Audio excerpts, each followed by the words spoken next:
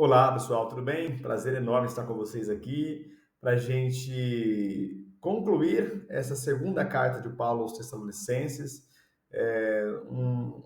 Uma carta curta, de apenas 3 capítulos, mas ele vem fechar um problema que vinha surgindo, que era um debate quase comum nessa comunidade. Uma comunidade fervorosa, uma comunidade que crescia ali à beira do mar Egeu, né? Uma cidade portuária, então tinha a influência de muita gente atracava ali, vinham falsos mestres, doutrinas de outros lugares.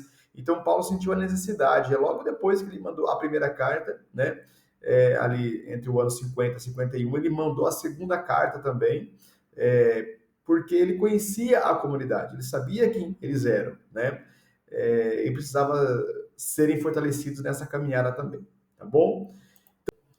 E eu começo essa segunda carta com uma pergunta, né? Precisamos sempre olhar para o Evangelho, olhar para os textos bíblicos e nos colocarmos nesta perspectiva também. O que Paulo escreve para mim hoje, né? E eu tenho uma pergunta para você, para que você possa ir pensando durante esse nosso bate-papo aqui.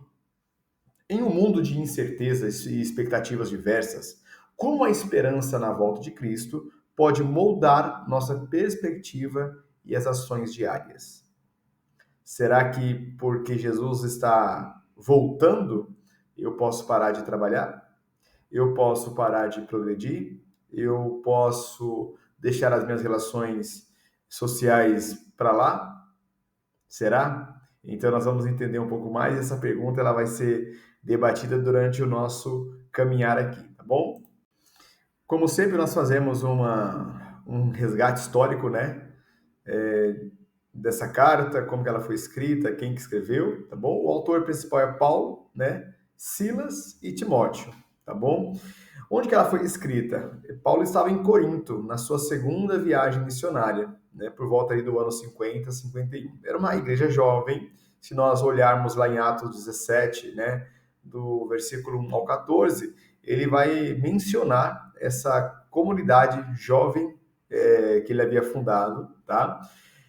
Uma comunidade que, por estar ali numa cidade grega, né, ela numa cidade portuária também, então tinha muita gente entrando, chegando, saindo, comerciantes, né, e muitas pessoas vinham e percebiam que aquela comunidade tinha uma outra relação com esse Deus, né?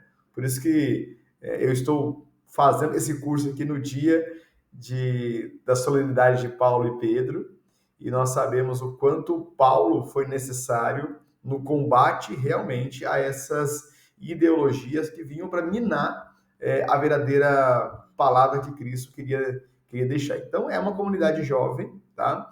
Enfrentava muitas perseguições, mal entendidos sobre essa volta de Jesus, quando que ele viria, né? E muitos não queriam mais trabalhar. Então, Paulo vai trabalhar muito em cima dessa questão da ociosidade. Ele vai até ser duro quando ele diz que quem não trabalha não pode comer, né? Ele vai dar o exemplo de enquanto ele esteve nessa comunidade, ele ficou 3 semanas na Tessalônica, ele trabalhou, ele teceu tapetes para pagar suas contas, para poder comer, e ele diz, mesmo sabendo do carinho de vocês, que vocês queriam dar a comida para gente, dar o que vestir, onde dormir, nós não queríamos ser pesos para vocês, para dar-vos o exemplo. Então, Paulo é muito assertivo nessa questão também, tá bom? Então, seguimos aqui o nosso barco. Então, nós temos 4 grandes objetivos nessa carta de Paulo aos Tessalonicenses, tá? Essa segunda carta de Paulo. São 4 pontos bem definidos que ele traz aqui pra gente, tá? O primeiro ponto é fortalecer a fé, encorajar os crentes que permaneceram firmes em meio às perseguições e tribulações que enfrentavam. Ou seja, Paulo sabia da dificuldade que aquele povo tinha por viverem em uma cidade grega, portuária, com muita gente entrando, saindo, chegando, comerciantes, doutrinas que vinham de diversas partes e queriam tirar a centralidade de Cristo daquelas pessoas. O segundo ponto era corrigir os mal-entendidos, tá? Esclarecer equívocos sobre a segunda vinda de Cristo, explicando que certos eventos ainda precisavam ocorrer. Então, não era que Cristo voltaria daqui a 2 semanas, né? Aliás, essa carta aos Tessalonicenses foi escrita 21 anos depois, mais ou menos, da subida aos céus de Jesus, tá? Por volta de 20 anos ali, 2 décadas, e o povo esperando Jesus voltar na semana seguinte, né? Então, ali nós tínhamos a questão também da ociosidade, de olhar para o trabalho e falar assim, não preciso mais trabalhar, não preciso mais estudar, não preciso mais plantar, colher, porque Jesus está voltando e vai acabar com tudo isso, né? Então, o terceiro ponto é incentivar o trabalho, combater a ociosidade que surgiu entre alguns que acreditavam que o fim estava bem próximo, né? E, por fim, promover uma ordem, estabelecer diretrizes, uma vida cristã ordenada e disciplinada, ok? Então, portanto, nós temos aqui, convido você até pegar o seu texto bíblico, né? No capítulo 1, ele vai falar sobre a justiça divina, né?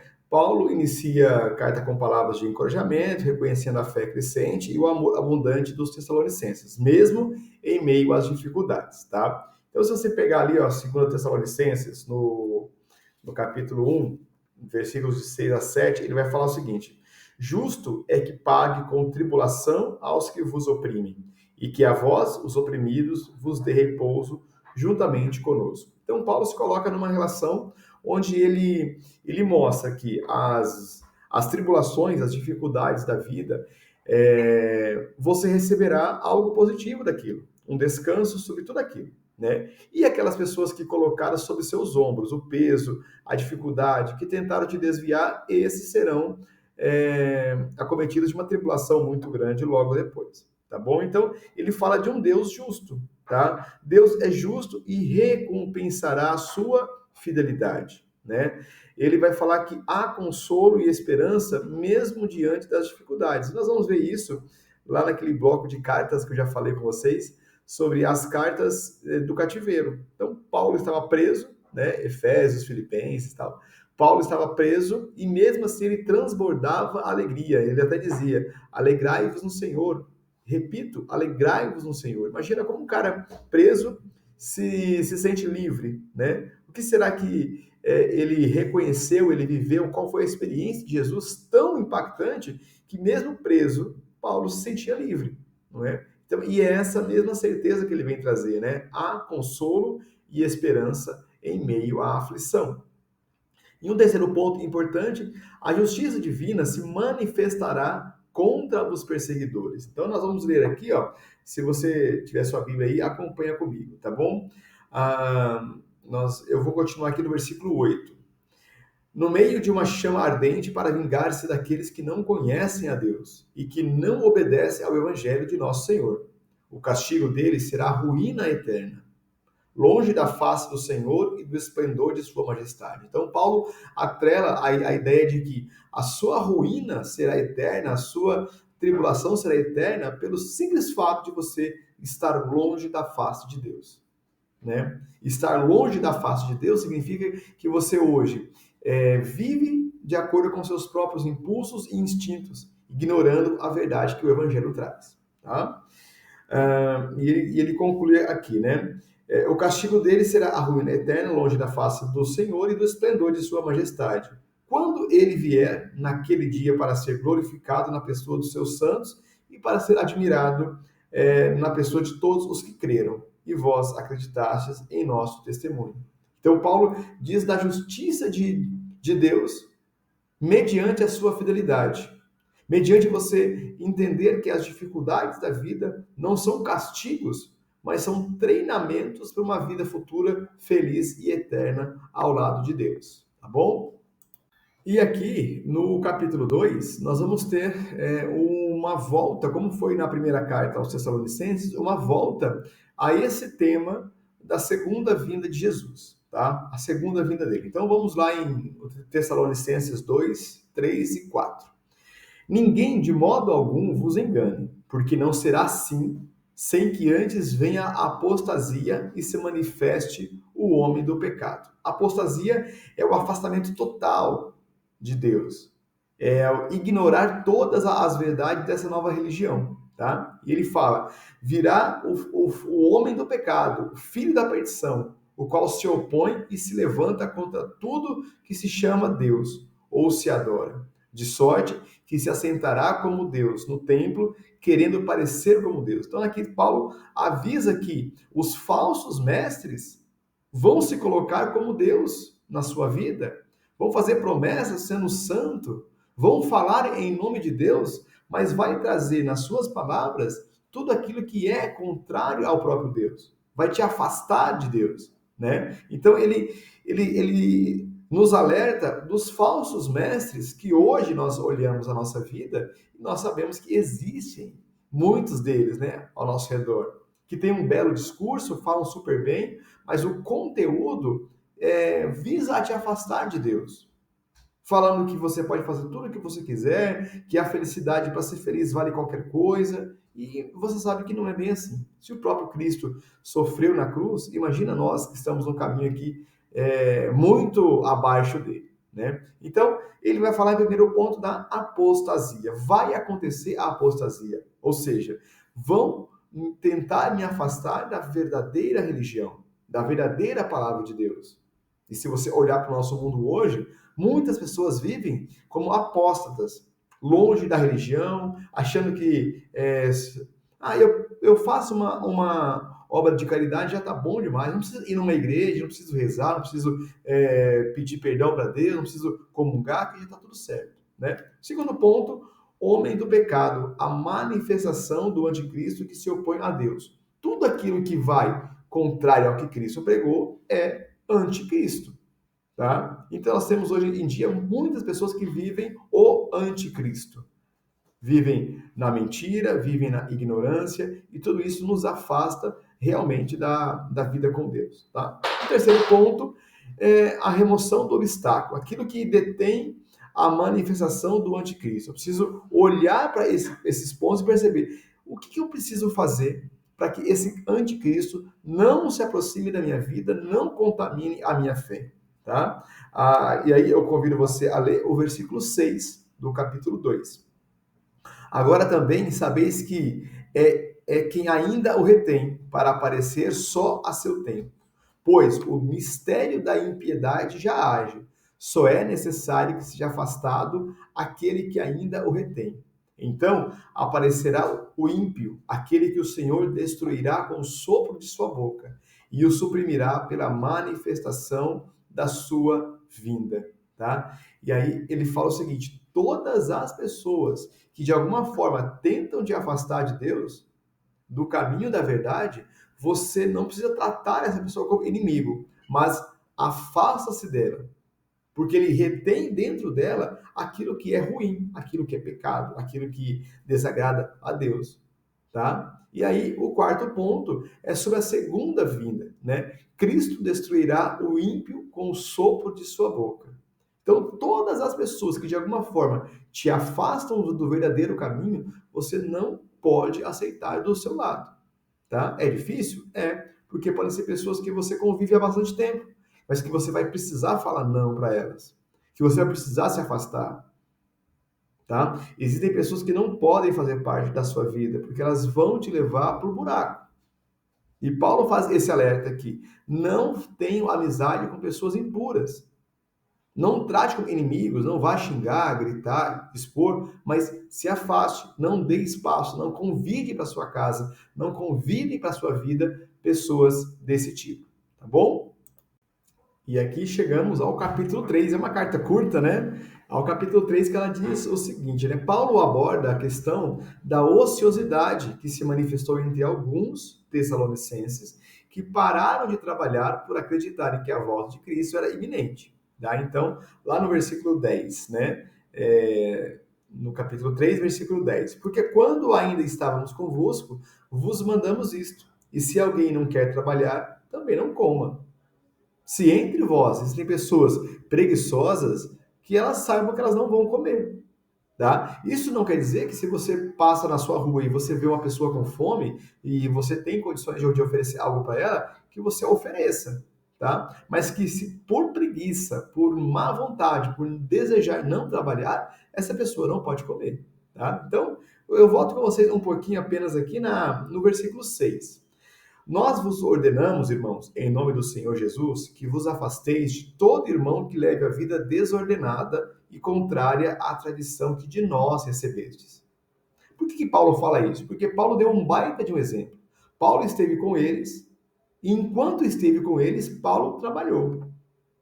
Para pagar o seu alimento, o seu pão de cada dia, Paulo trabalhou. Paulo era um exímio tecelão de tapetes, né? Ele tecia tapetes para vender e isso ele fez com maestria também, né? Aliás, muita coisa que Paulo fez foi com muita maestria. Então, ele vai falar isso, precisamos trabalhar, tá? Ordenar a nossa vida para que ela seja da melhor forma possível e ela sirva de exemplo, tá? No versículo 7. Bem sabeis como deveis imitar-nos. Não vivemos de maneira desordenada em vosso meio, nem recebemos de graça o pão que comemos. Antes, no esforço e na fadiga, de dia e de noite trabalhamos, para não sermos pesados a vós. Não porque não tivéssemos direito, mas foi para vos dar exemplo e sermos imitados. Então, Paulo vai falar dessa dignidade que é trabalhar, tá? A segunda vinda de Cristo não nos limita a sermos preguiçosos. Não é porque Cristo está voltando que eu posso ser preguiçoso. Porque se fosse assim, nós já estamos em 2025, né? E Jesus ainda não fez essa volta como se espera, né? Ele aparecer triunfante no céu, tá? Então, se hoje muitos de nós aqui falam, Jesus está voltando, Jesus está voltando, imagina naquela época que viram, falaram sobre ele, né? E aguardavam a vinda dele para terem uma vida melhor, né? Saírem um pouco daquela perseguição romana e tudo mais. Mas isso aqui, ó, essa segunda carta aos Tessalonicenses já tem 2 décadas que Jesus já foi aos céus, né? Então, a fé na segunda vinda de Cristo não deve levar à irresponsabilidade ou à ociosidade, mas sim a uma vida de diligência, trabalho honesto e ordem, e eu acrescento vigilância, né? Então, Paulo traça para nós aqui alguns princípios importantes da vida cristã. Dignidade do trabalho. O trabalho é uma parte digna da vida cristã. Tá? Nós precisamos ser exemplos de pessoas diligentes, ou seja, que rezam, que são honestas, que agem conforme aquilo que é correto, que é necessário também, né? Paulo também fala da ordem que deve ter nessa comunidade, deve ser uma comunidade disciplinada, não dando ouvidos a qualquer tipo de doutrina, porque vai te afastar, lembra da apostasia? Vai te afastar da verdadeira religião, vai te levar a viver isso, e ele vai falar que isso vai acontecer, mas nós precisamos estar atentos a tudo isso, né? Paulo fala da importância da correção fraterna. Então, se tem alguma pessoa que tem uma vida desordenada, que eu possa corrigir aquela pessoa para que ela venha a ter uma vida mais organizada, mas que eu não posso ser íntimo dessa pessoa, que eu não possa compartilhar a minha história com ela, porque ela vai desvirtuar tudo, né? E ele vai falar também da perseverança no bem, não se cansar de fazer o bem. O bem é uma necessidade para todos nós que somos cristãos. E aqui separei aqui 6 versículos importantes dessa carta, para que você possa aí grifar, para que você possa meditar sobre elas. Claro que se você encontrou mais alguma coisa interessante, pode também grifar, mas eu trago aqui importantes versículos para que a gente possa olhar com mais carinho também, tá? Capítulo 1, versículo 3. Devemos sempre dar graças a Deus por vós, irmãos, como é justo, porque a vossa fé cresce muitíssimo. Então, Paulo anima esse povo a continuar no caminho que eles estão. Sabendo das dificuldades que eles vivem, eles dão bons frutos. E assim como nós, a nossa comunidade, também hoje que nós participamos, precisa ser uma comunidade orante, vigilante, que reza, que dá bons testemunhos, tá? Para que a gente possa atrair mais pessoas para esse nosso caminho, tá bom?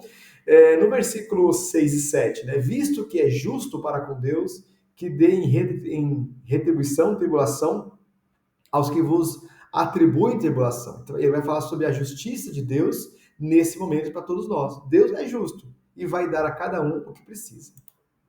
E aqui no versículo 2, no capítulo 2, versículo 3 e 4, ninguém de modo algum vos engane, porque não será assim, sem que antes venha a apostasia e se manifeste o homem do pecado. Paulo fala dessa apostasia, do afastamento da verdade. Muitos vão cair nessa questão, mas que para que a vinda de Jesus realmente aconteça, outros eventos deverão acontecer primeiro. Tá? Então, não se engane que Jesus está próximo, está vindo, que vem semana que vem, não. Ainda muita água vai rolar embaixo dessa ponte aqui, tá? No capítulo 2, no versículo 15, ele vai falar, portanto, irmãos, estai firmes e conservai as tradições que vos foram enviadas por nós. Então, Paulo fala, olhe para o nosso exemplo, escute as nossas palavras, acredite naquilo que nós estamos dizendo. Tá? Paulo sempre fala no plural, né? Porque ele tem a companhia de Timóteo, de Silas, né? Ou Silvano. Paulo sempre fala em nós, né? Mas principalmente porque ele estava unido a Deus. Esse nós é porque ele estava unido a Deus, né? No versículo 10, e nós já lemos aqui, né? Mas ele vai falar sobre essa questão de não ser peso para ninguém. Então você precisa fazer aquilo que é necessário fazer sem ser peso para ninguém. Então, mesmo tendo a possibilidade de ser amparado, né, por ser um apóstolo de Deus, pela comunidade, ele chega ali, ele dá um bom exemplo trabalhando também, tá bom? E ele finaliza dizendo, no versículo 3:13, não vos canseis de fazer o bem. O bem tem que ser uma meta de todos nós. Então você também que já passou por tantas coisas, né? Não se canse de fazer o bem, ok? Portanto, nós temos aqui 4 mensagens importantes. Sermos perseverantes na tribulação, saber que as dificuldades que a vida nos coloca são dificuldades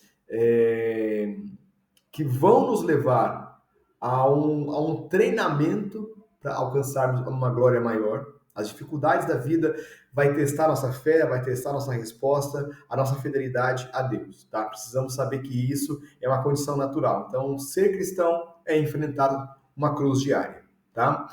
Vigilantes na doutrina. Então, se você se diz católico, mas você nunca vai à missa, que católico você é? Se você se diz católico, mas você nunca se confessa, que católico você é? Se você se diz católico e você nunca reza seu texto, não lê sua Bíblia, que tipo de cristão você é?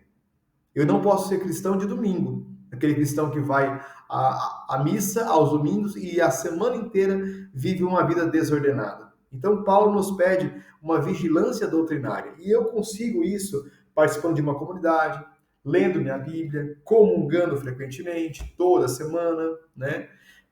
Fazendo a minha confissão, que a igreja hoje, né, diz que pelo menos uma vez por ano, mas toda vez que você precisar confessar, se confesse, tá?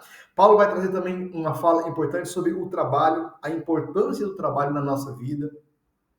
O trabalho, ele dá dignidade àquilo que nós fazemos.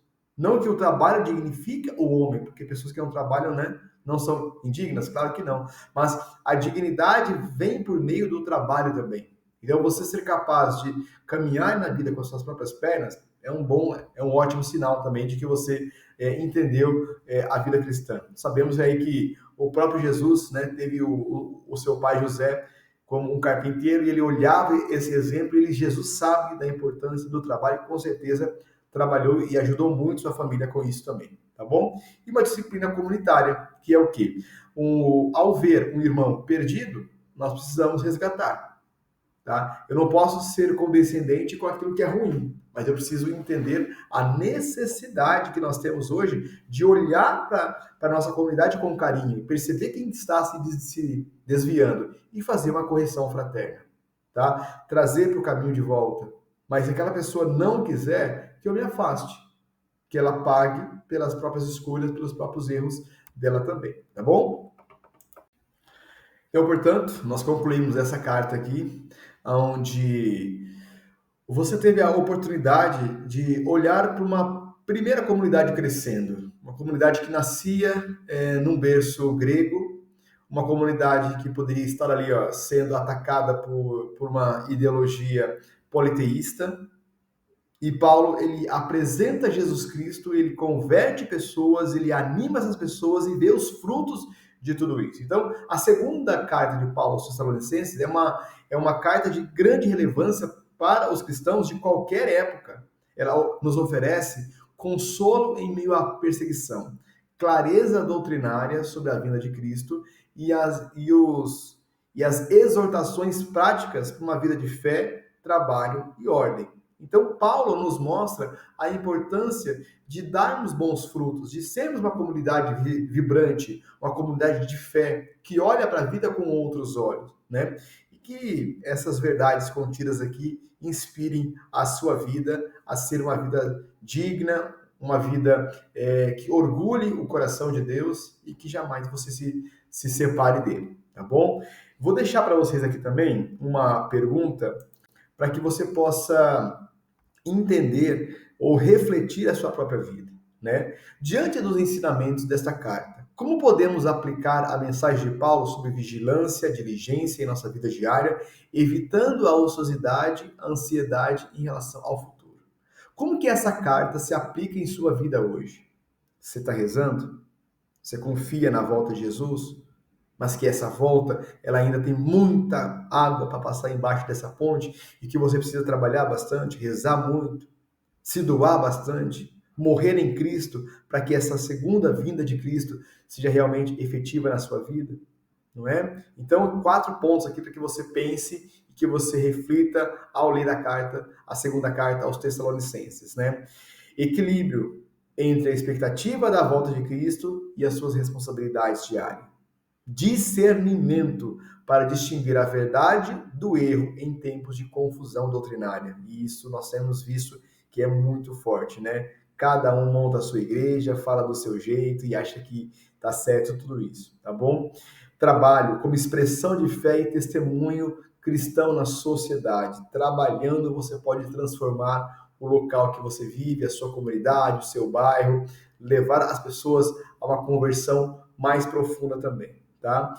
E, por último, a vida em comunidade, vivendo em amor e ordem na sua comunidade. Mas comece pela sua primeira comunidade, a sua família. Tá? Que essa carta de Paulo seja um ponto de reflexão importante para que você cresça, seja uma pessoa melhor, trabalhe, tenha uma vida digna, que leve outras pessoas a essa conversão diária também. Finalizo esse nosso momento aqui da segunda carta aos Tessalonicenses, pedindo que você acompanhe a Escola Católica da Fé, seja sempre conosco, tá? Divulgue o nosso conteúdo para quem você ama, divulgue o nosso conteúdo aí para a sua comunidade e que nós possamos crescer juntos, mesmo dentro desse ambiente virtual, nós possamos nos sentir próximos em comunidade. Assim como Paulo formava comunidades e via frutos dela, e exortava, corrigia, animava, parabenizava, nós também precisamos estar juntos nessa mesma toada, tá bom? Que Deus possa te abençoar, que Nossa Senhora sempre esteja do seu lado e que nós sempre nos encontremos aqui na Palavra de Deus. Em nome do Pai, do Filho e do Espírito Santo. Amém. Fique com Deus. Forte abraço.